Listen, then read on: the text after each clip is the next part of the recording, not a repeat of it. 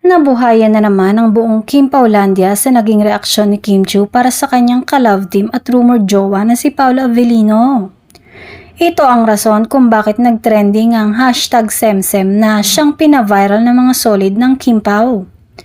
Nagpost kasi ang netizen sa kanyang ex account ng close-up shot photo ni Paolo at itinabi sa photo ni Yoon Bin.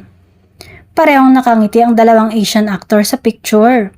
Comment nito, "I see no difference."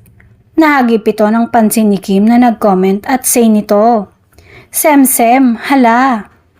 Naglagay ng shocking emoji reaction si Kim na hindi makapaniwala sa malaking pagkakahawig ni Paolo sa Korean star. Naglikot ang mga imahinasyon ng Kim Pao na naghanap ng mga larawan ni Yoon Bin at kanyang real-life romantic at screen partner na si Son Ye Jin.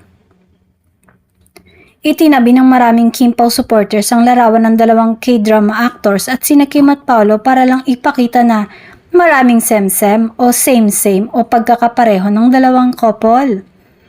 Mula sa ilang eksena sa pelikulang My Love Will Make You Disappear, MediaCon, events, off-camera moments, pinagtabi ng mga fans ang shot ng dalawang magka-love team. Lumalabas namang halos pareho nga ng ganap at itsura ng dalawang pares. Naloka nga si Kim sa biglang pagsulpot ng hashtag Semsem. Anya, anong meron sa Semsem ba't trending?